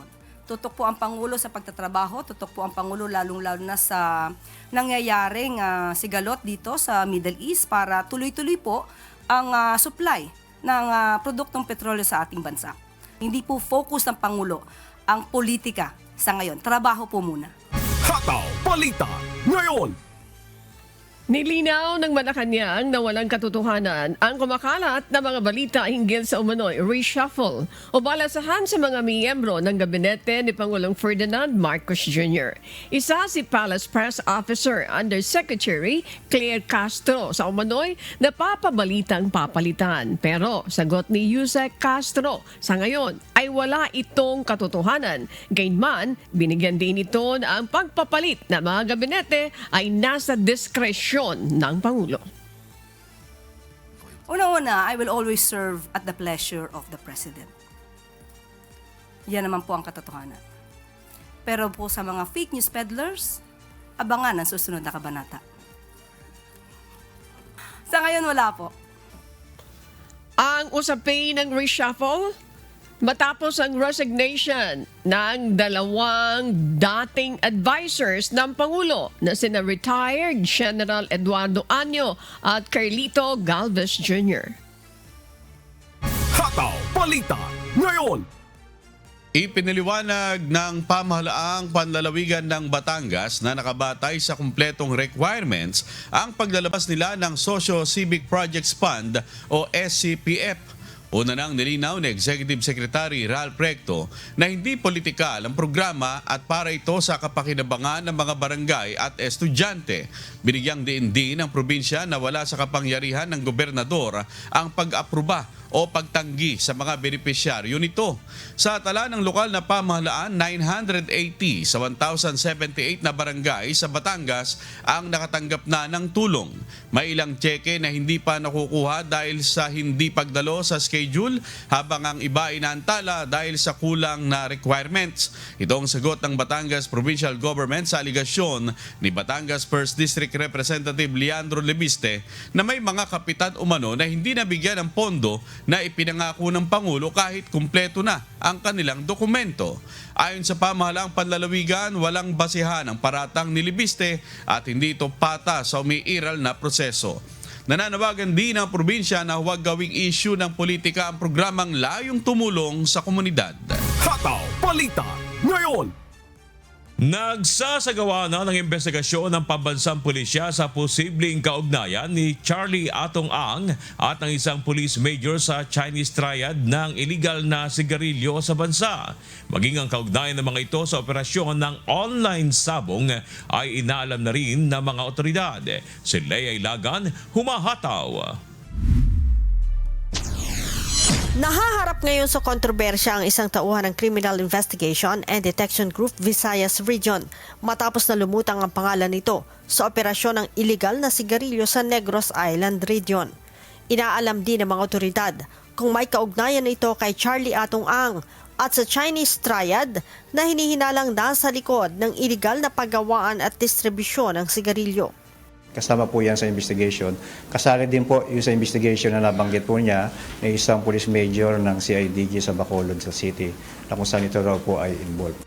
Ayon kay PNP Public Information Office Chief Police Brigadier General Randolph Tumanyo, base sa inisyal na impormasyon, Ang police major ang protektor ng ni-raid na illegal cigarette manufacturing sa Baguio City, Negros Occidental at Bacolod City, kung saan nakumpiska ng mga otoridad ang nasa 800 milyong pisong halaga ng mga sigarilyo at equipment. Dalawa po ang pinupuntahan ng investigations po ng CIDG. Yung possible link nga po ni Atong Ang sa nasabing operations at yung pong link naman ng nasabing police major kay Atong Ang bilang operator po niya sa nasabing isabong. Bukod dito, inaalam din ng mga otoridad kung may kaugnayan sa negosyanteng si Ang sinalakay na sabungan sa Tondo noong March 24 na umano'y nag-ooperate din ng isabong. Si Ang ay tinuturing ng Department of the Interior and Local Government na #1 most wanted person sa bansa. Yan ay matapos siyang ituro bilang mastermind sa pagkawala ng umano'y nasa mahigit 30 sabungero. Si Ang ay may patong sa ulo na 20 million pesos. Leia Ilagan, humahataw sa balita ngayon. Sa magpapatuloy ng Hataw Balita ngayon, kinu-question ng lokal na pamahalaan ng Toboso ang umano'y immersion ng mga estudyante mula sa University of the Philippines, Diliman na nasangkot sa nakaranging enkwentro sa lugar. Nagbabala naman ang National Task Force to End Local Communist Armed Conflict o NTF-LCAC sa umano'y paggamit ng rebelding grupo sa mga menor de edad at dayuhan para makilahok sa kanilang paglaban sa gobyerno. May humahataw na balita si Alan Manansala. Inihayag ng lokal na pamahalaan ng Toboso sa Negros Occidental na walang anumang courtesy call sa kanilang opisina na ginawa ang mga estudyante ng University of the Philippines hinggil sa sinasabing immersion ng mga ito sa kanilang lugar. Ginawa ng LGU ang pahayag kasunod ng nangyaring engkwentro sa pagitan ng mga sundalo at ilang pinaniniwalaang miyembro ng New People's Army kung saan 19 ang napaslang noong April 19. Kabilang sa mga napatay sa operasyon ang UP Diliman student na si Alyssa Alano at Maureen Santoyo, pati na si RJ Ledesma na isang miyembro ng media. Sa inilabas na pahayag ng UP Diliman University Student Council, ang presensya ng mga estudyante sa Toboso ay bahagi lamang ng pakikipamuhay at pag-aaral ng mga ito sa kalagayan ng buhay ng mga magsasaka. Itinuturing nila itong immersion o exposure sa mga komunidad upang mas maintindihan ng mga mag-aaral ang mga isyu hinggil sa lupa, kahirapan at militarisasyon sa Negros. Pero ayon sa LGU Toboso, walang pakikipag-ugnayan sa kanila ang sinasabing immersion ng mga estudyante ng UP sa naturang lugar. Mayroong mga clarification kung may research, community research ang isang estudyante. Ano ba yung mechanism? Ano ba yung process? Ano ba yung processes na dapat sundin? Kasi sa pagkakalam natin, wala po talagang isang estudyante na pumunta sa barangay man lang o isang munisipyo, parang process of courtesy call na magpahayag na meron silang gagawing instrumental study sa Sitio Sangay and other sitios ng barangay Salamanca. Question din ng mga lokal na opisyal ang anilay pagiging minor de edad ng mga estudyante na sinasabing nagsagawa ng community research. Giit ng mga ito, dapat na may naipakita sa kanilang parent consent at may pakikipag-ugnayan rin sana sa DSWD ang mga ito bago sila nagtungo sa lugar. So pag may minor involved in community research, base sa kanilang sinabi, dapat mayroon siyang parent consent at saka mayroong words from the Department of Labor and Employment kasi minor siya. Tapos i-deploy natin siya sa area. So, at saka sa DSWD, mahalaga rin na may dokumento siyang dala-dala na iprepresenta ni LGU para ma-ensure natin yung legitimacy, yung process na ginagawa nila. Samantala, susulat ang LGU officials sa pamunuan ng Commission on Higher Education at University of the Philippines para maberipika kung talagang opisyal nga ang isinasagawang research ng mga estudyante sa Toboso. Nagbabala naman ang National Task Force to End Local Communist Armed Conflict o NTF-ELCAC sa paggamit ng NPA sa mga minor de edad at foreign nationals sa armadong labanan. Isang troubling shift ang umano'y pagpapalawak ng recruitment ng New People's Army. Kabilang sa mga nasawi sa engkwentro ang dalawang Filipino-American national na kinilalang sina Lyle Frijoles at Kai Danak Rene Sorem na pawang 16 at 17 anyos lamang. Paliwanag ng NTF-ELCAC ang paggamit sa mga minor de edad sa armadong tunggalian ay labag sa Republic Act 11188 at Republic Act 7610 at sa mga international humanitarian agreement na nilagdaan ng Pilipinas. Batay sa inilabas na statement ng University of the Philippines kahapon, ipinahayag nito ang matinding pagluluksa sa pagkasawi ng 2 estudyante at tiniyak ang pagtulong para maiuwi ang labi ng mga ito sa kanilang mga pamilya. Suportado rin ng UP ang hakbang ng Commission on Human Rights na magsagawa ng independent investigation sa nangyaring insidente upang lumitaw ang katotohanan at makamit ang hustisya. Alan Manansala, humahataw sa balita ngayon. Naghain ng reklamo ang alkalde ng San Pablo, Laguna laban sa mismong vice mayor ng lungsod dahil sa umano'y pagpapasahod dito sa mga ghost employees o mga hindi umiiral na empleyado sa opisina nito. May humahataw na balita si Ivan Alvarez. Nagpapasahod umano kahit wala naman talagang empleyado. Yan ang alegasyon ni San Pablo, Laguna City Mayor Arcadio Gapangada Jr. nang sampahan ng iba't ibang reklamo ang mismong Vice Mayor ng lungsod na si Justin Culago sa Office of the Ombudsman kahapon. Ayon sa alkalde, mahigit 200 ghost employees na job orders ang sinasabing hired sa opisina ng Vice Mayor at tumanggap umano ng 600 pesos kada araw na sahod mula October hanggang December 2025. Batayan niya sa kanilang case build-up, ipinapangalan sa mga totoong tao ang ghost employees.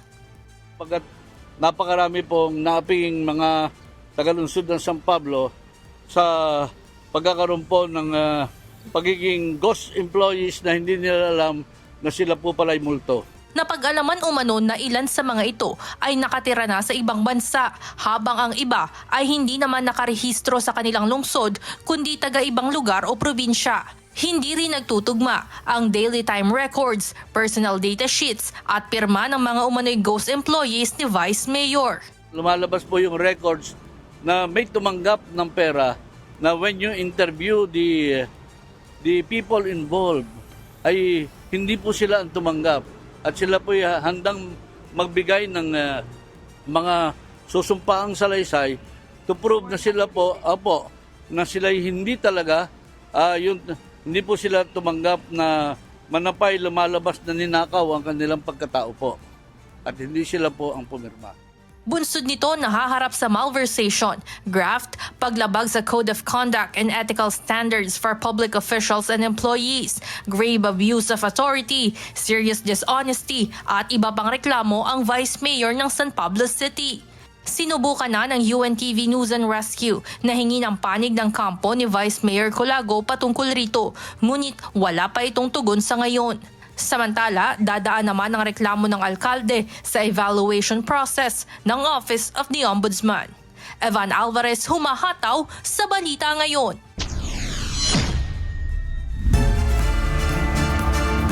Patuloy po kayong umantabay, magbabalik pa ang Hataw Balita ngayon. Oras natin sa buong kapuluan. 2 minuto na po makalipas ang 6:00 ng umaga, Philippine Standard Time. At sa pagpapatuloy ng Hataw Balita ngayon.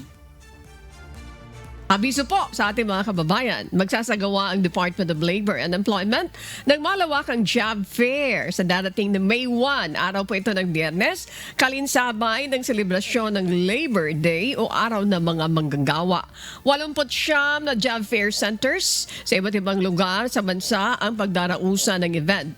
mayroong nasa 165,000 na mga bakanteng trabaho ang pwedeng applyan ng mga interesadong aplikante, kabilang sa mga iniaalok ang trabaho sa larangan ng manufacturing, business process outsourcing o BPO, construction, accommodation, food service at iba pa. Hinihikayat naman ng Department of Education ang lahat ng senior high school graduates na samantalahin ang nasabing fair job fair ng DOLE para makahanap sila ng oportunidad na makapagtrabaho, lalo na at aabot na sa 1,700 na mga employers ang makikiisa sa job fair. Pinapayuhan po ang lahat na maghanda ng kinakailangang mga dokumento, lalo na ang kanilang resume. Hataw Balita ngayon. Sa kaugnay na balita, nag-anunsyo po ngayong umaga ang pamunuan ng MRT3 na magbibigay rin sila ng libreng sakay para naman po sa lahat ng mga manggagawa sa darating na Biyernes, May 1, kalinsabay ng Labor Day. Iiral po ang libreng sakay sa mga manggagawa mula 7 a.m. hanggang 9 a.m. at magpapatuloy ng 5 p.m. hanggang 7 p.m. Kinakailangan lamang na ipakita ang company ID para maka-avail ng libreng sakay. Hataw Balita ngayon. Good news. Sana all nadagdagan na. Nadagdagan na yung maglilibreng sakay. LRT. LRT2. LRT2. Yan. So, humabol ang MRT3. Ayan. Abangan pa natin yung iba, lalo na mga LGU. Yan. Para kompleto. Yan, maganda to kasi. How much is the fare dyan sa MRT? Yun lang, hindi ko alam. Diba? Christian, alam niya yan. Sabi-sabihin, libre yan. Pagkakataon niyo po. Kung yung mga gusto maglakbay. Maganda yan sa mga lalo na yung pupunta ngayon ng sa May 1 nitong job fair. Job fair. Speaking of job fair, alam mo, yung binabanggit kanina sa balita natin, napakadaming sites na pwedeng puntahan because this is nationwide. Nationwide ito. Karamihan gaganapin doon sa mga malls. Yan. So, ibig sabihin doon sa ating mga kababayan, a while ago may binabanggit, ilang mga projected na mga pwedeng mabigyan ng trabaho. Marami-rami yan 160,000? Imagine that. And then, marami din na mga employers na magpa-participate. 1,700. 1,700 employers. And take note, this is nationwide. Hindi lang ito nakakoncentrate sa National Capital Region. Nationwide po ito. Kanya, take advantage of this doon sa mga walang trabaho. Pwede kayo mag-apply. And doon sa pag-apply, you have to remember na baka pupunta kayo doon nang wala man lang kayong kadala-dalang mga requirements. Ang isang po dyan, sabi ng mga kababayan natin na interview natin before, ang diskarte nila dyan, nagdadala sila ng maraming kopya ng kanilang resume. That's very good. Para marami silang kopya, marami silang pwedeng applyan. Hindi sila doon palang magkukumahog ng photocopy ng resume nila. Kasi may mga na-hire on the spot. Yes. Kaya maganda yung marami kang dalang kopya, apply. Kung saan ka matatanggap, maganda ang maganda. Tapos, syempre, at least dumamit ka man ng maayos, kayong presentable. Opo. Kasi baka mamaya, napakapag-jogging ka. Pero di ba dyan abroad o dito lang sa Pilipinas? Hati yan Okay, mayroong mga employment abroad and employment local. Local employment and abroad. So, that's very important. Reminder dun sa ating mga kababayan. Like what you've mentioned, magdala ng maraming copy ng kanilang mga resume and then you need to bring your ID. Yes, photo, and that's very important. Kasi pag naglagay ka ng resume mo, automatic na you have to put your photo. Yung picture. Kaya, kung lalo na kung meron pong mga special announcements sa mga regional DOLE, even dito sa national, check nyo na po agad ano yung mga requirements na pinadadala nila. At lagi kung ano man yung requirements, bago ka umalis ng bahay, make sure double check dala mo. Tapos may extra ka laging kopya. Yes. And don't forget your email ad. Kasi tatanong din yan. Ano ba yung email ad mo? Ikaw memorize nyo po. Of course. Maganda samantalahin ng mga kababayan natin, Nani, no? That's correct. Napuntahan yung mga job fair. Yes. Sa halip na sumama sa mga rally-rally, yan na lang. Oo, maganda yan. Kasi dyan at least wala kang babayaran. Libre lang naman yung pag-a-apply. Yung mga ganitong proyekto ng ating gobyerno na job fair para sa ating mga kababayan. Ayan.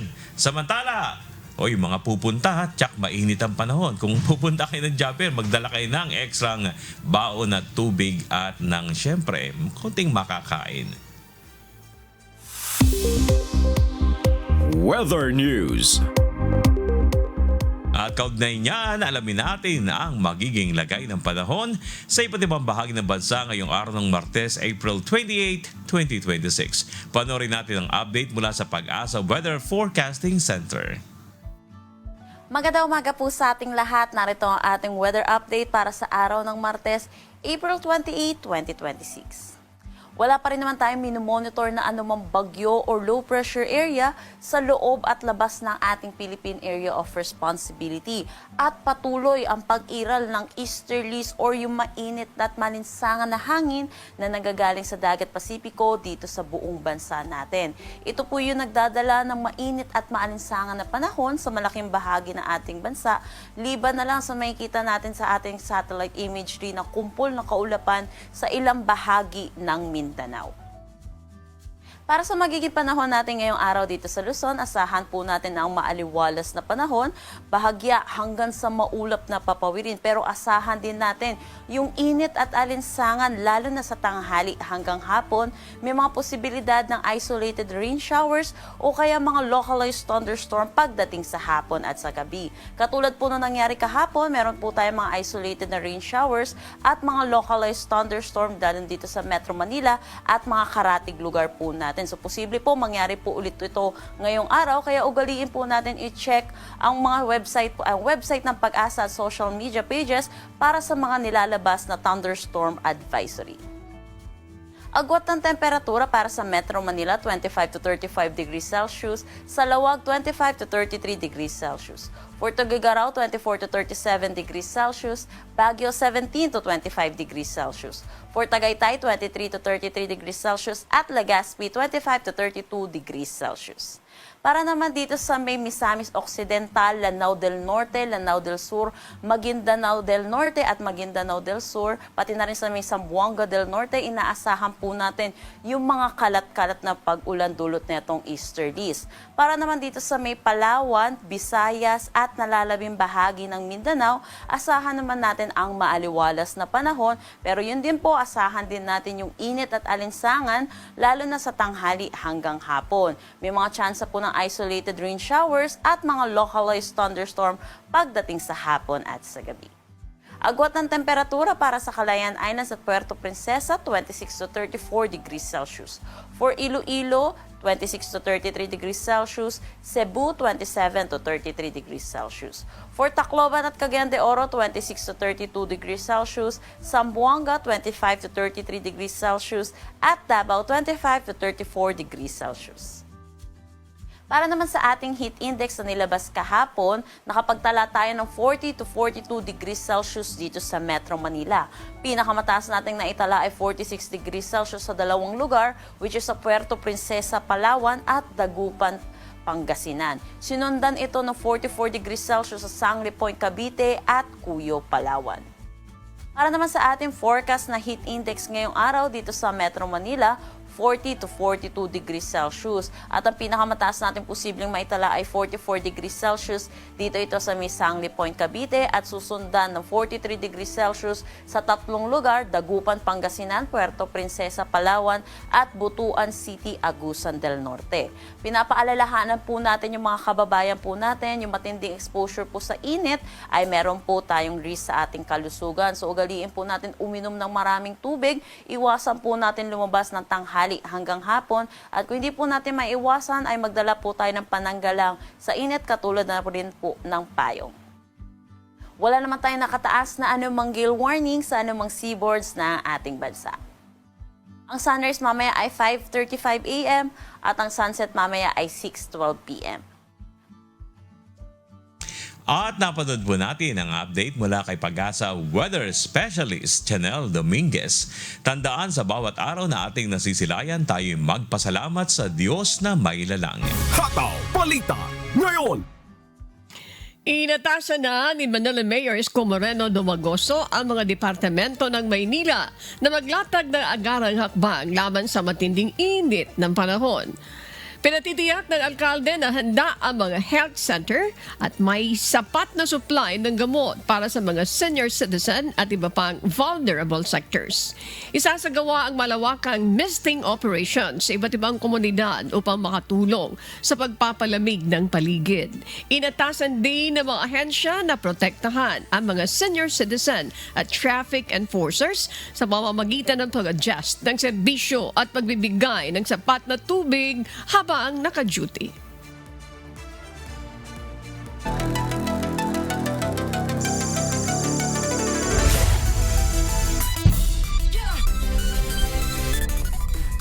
May dalawang panalo na ang kupunan ng Office of the President Bagong Pilipinas matapos talunin ang DNR Lawin Patrollers sa laban sa UNTV Cup nitong linggo sa Paco Arena. Isang dominating performance naman ang ipinakita ng Comelec Vanguards matapos nilang tampakan ng 39 points ang DOJ Radiance. Ito ang balita ni JP Nunez.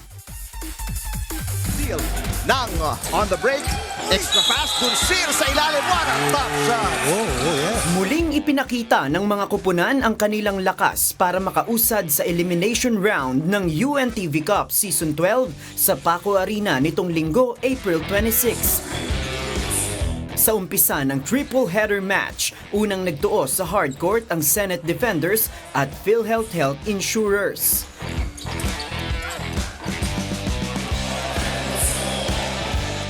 Naka 9-0 run pa ang PhilHealth kontra sa Senate Defenders sa first quarter, pero naidikit ng Senate Defenders sa isang puntos ang hinahabol na kalamangan sa pagtatapos nito sa score na 15-16. Naging dikit ang laban hanggang sa fourth quarter, subalit sa huling 2 minuto ng laban, tanging ang Senate Defenders lamang ang nakadagdag ng puntos at nagtapos ang kanilang laban sa final score na 62-57. Best player of the game si Jojo Duncil na kumamada ng 26 points, 3 rebounds, 3 assists at 3 steals. The name itself pa lang, defender. So yun yung in-emphasize ko, yung defense namin have to be solid on defense. We have a system na ini-implement na kailangan yung defense namin, yun yung hindi namin i-give up. Basketball is a game of mistake. Nangyayari talaga na mag-commit ng turnovers. Yun nga lang, sobra talaga yung 20. Sa second game, isang dominating performance ang ipinamalas ng Comelec Vanguards kontra sa DOJ Radiance. Naging epektibo ang ginawang ball movement ng Comelec Vanguards sa first quarter pa lang ng laban. Hindi nakahabol ang DOJ Radiance hanggang sa fourth quarter kung saan nagtapos ang game sa final score na 88-49. Best player of the game si Vincent Corrador na bumuslo ng 16 na puntos at umambag ng 9 na rebounds at tig-1 assist at steal. Lagi kami nag-aaral kung ano pa dapat namin adjust sa team kasi I'm sure moving forward, marami pa ibang team na mas malakas and bawat laro napanood sa TV, so makakapag-adjust ang ibang team. So hindi pwedeng okay na kami, kailangan mag-adjust pa rin. Tuloy-tuloy pa rin yung pag-aaral namin sa larong ito. You should learn how to defend without fouling. Very evident sa game namin wherein the bigs, my bigs, got early fouls, no? So nahirapan ako. Second gata for 3. Good find coming from Dalatin, right? At sa third game, pinanatili ng Office of the President Bagong Pilipinas ang kanilang unblemished record matapos talunin ang DENR Lawin Patrollers. Isang epektibong opensa rin ang na-execute ng OP Bagong Pilipinas sa simula pa lang ng laban. Sa pagtatapos ng first half, double-digit ang kailangang habulin ng Lawin Patrollers sa score na 33-50. Nahirapan ng makahabol pa ang DENR Lawin Patrollers hanggang sa magtapos ang laban. Final score 88-71 in favor of OP Bagong Pilipinas. Best player of the game ang rookie na si Rocky Antonares na nagtala ng double-double statistics na 18 points at 18 rebounds. Sa basketball, who controls the rebound controls the game eh. Kasi hindi makakapag-possession yung kabila pag di natin nakokontrol yung rebound eh. Lagi kong remind lahat ng mga big man namin that they need to control the rebound every possession. a loss is a loss. And kudos to OP. Talagang they outworked us. I believe in my boys that we will bounce back. 0-2 is not it's not far, pero we'll do our best for next game. Nakatakda ang schedule ng susunod na mga laban sa May 3, 2026 sa Paco Arena sa Maynila. Sa Game 1, magtutuos ang GSIS Furies at NHA Home Masters. Sa Game 2 naman, ang PhilHealth Health Insurers kontra sa Ombudsman Graph Busters. At sa huling game, ang Judiciary Mages at AFP Cavaliers. Abangan ang mga susunod pang umaatikabong bakbakan sa hardcourt sa Liga ng mga Public Servants. Win in sports, win for charity. JP Nunez, humahataw sa Balita Ngayon.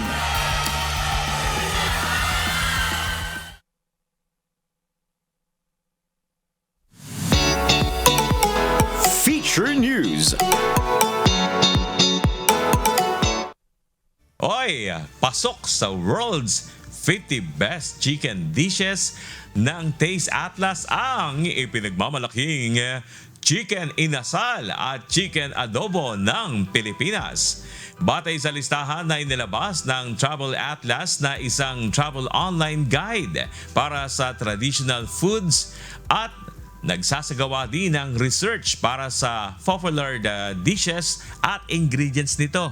Lumabas na top 3 ang chicken inasal ng Pilipinas sa 50 best chicken dishes sa buong mundo na nakakuha po ng 4.4 stars na ratings. Habang nasa top 40 naman ang chicken adobo na mayroong 4.1 stars na ratings. Batay sa kanilang description, ang chicken inasal ay isang kakaibang inihaw na manok ng mga Pilipino na sinasabing nagmula sa Western Visayas. Nagbigay rin ng ilang recommendation ng Taste Atlas kung saan matitikman ang best chicken inasal, kabilang nasa Bacolod, Iloilo at Tagaytay. Habang ang chicken adobo naman ay inilarawan nito na isang traditional stew ng mga Pilipino na niluluto kasama ng bawang, sibuyas, dahon ng laurel, paminta, gayon din ang toyo, suka at kaunting asukal. Samantala, nanguna naman sa best chicken dishes in the world ang Korean fried chicken, habang top 2 ang polo a la brasa ng Peru, top 4 ang pili top kapi ng Turkey at top 5 naman ang merg karahi ng Pakistan. Oy, nakakagutom naman yan. Ang sarap. Parang sarap yatang umuwi na ngayon Christian. Ang sarap ng adobo. Yung sinasabi mo parang sarap kainin merong sa sinangag, breakfast. no? May Yes. sinangag ka, tapos meron kang adobong manok na Yung tuyo. tuyo, yan. Yung kasing adobo na binabanggit mo, I don't know, maybe because napakabalanse ng timpla niya di ba po? Mayroon yan asin, mayroon toyo, Kayo ba, mayroon... Sani, paano ba kayo magluto ng adobo? Mayroon kaming adobo sa Bicol, may gata. Adobong gata. Adobo sa Wala gata. naman yata sa Bicol na hindi ginagata. Pero masarap napakasarap. yung adobo sa gata. Di ba na-try mo na rin yan? Last week lang, nagluto kong adobo sa gata Napakasarap, di ba? Gata. Adobo sa gata. Mayroon ganon. Adobo sa gata. Yung pagmamantikain mo yung gata. Yan, masarap yan. Talagang perfect yung lasa. Balanse. Yan, balanse. May asin, may alat, may linamnam. Yan Kaya pa pagka napakasarap. nagluto niya, may asukal Ako wala. Konti, ako wala. Ayun, mayroon din yung Ayoko iba. ng manamis-namis. Parang humba na kasi yun. Ako din, ayaw ko. Pag humba. Ang gusto ko sa chicken adobo, may side dish na yung maasim na papaya. Anong tawag doon? Yung atsara. Yan. Atsara siya. Mayroon ka, di ba, mayroon iba dyan na mayroon pang itlog na nilaga. Oo. Yan. Sinasamahan. Yung iba kamote. Yung misis ko, kamote gusto na sa halip na patatas Mas masarap din yun. Talaga? Manamis-namis kasi yung ginagawa ko minsan. patatas. Yeah. Yung ako pinipride ko yung papride mo patatas muna yun. Okay. Yung inasal naman, this is an Iloilo. I think. Bacolod yata. Bacolod, correct. Best. Bacolod yung sinasabing mas. Kasi Yung naka-marinate siya, kaya masarap siya. Yan. Nanunuot yung lasa. Marinated. That's the word. Marinated. Ibig sabihin, minarinate me for how many minutes? Aba, pagka nag-marinate ka ng manok, mas maganda overnight para nanunuot ang lasa. Ako hindi ako masyadong marunong magluto. Ako kasi nag-trial lang sa YouTube University. Si Brad Bernard, mahilig siya magluto. Kaya everyday, naririnig natin na nagluto ako ng ganito, ng ganito. Kasi kumbaga... Kaya swerte mapapangasama dito. Natawa si napag-practicean Christian. Minsan kasi masarap mag-explore sa pagluluto eh. Masarap mag-explore. Madali naman. Ayan ang kinakapaguran kong trabaho. Yung pagluluto. Ayan. Ayoko yan. Ayan. Shoutout sa mga magaling magluto. Kasi Ayan. ako kahit hanggang ngayon hindi ako bensido sa luto ko eh. Kung ikukumpara ako sa luto nung nanay ko. Ayan. Wow. Siyempre, pagka nanay na usapan, talagang yun ang the best. That's correct. O sige, para nakakagutom. Nakakagutom na. Okay mga kasambahay, bago tayo magpaalam, narito po ang mga balitang aabangan mamaya. Mga aabangang balita. Update hinggil sa posibleng kinaroroonan ni dating Congressman Zaldico. Tutukan. Hataw Balita ngayon. Reaksyon nila Senator Cheese Escudero at negosyanteng si Maynard Ngu sa inilabas na precautionary hall departure order laban sa kanila. Abangan. Hataw Balita ngayon. Petisyon para sa 50,000 pesos na sweldo para sa entry level ng mga guro ihahain sa Kamara. Hataw Balita ngayon. At National Wage Coalition magsasagawa ng press conference mamaya para sa panawagang dagdag sahod kalinsabay ng nalalapit na Labor Day. At sa aming ibabahaging mga salita ng Diyos na ating sandigan mula sa Mateo Kapitulo 6, talatang 33. Datapwat hanapin muna ninyo ang kanyang kaharian at ang kanyang katwiran at ang lahat ng mga bagay na ito ay pawang idaragdag sa inyo.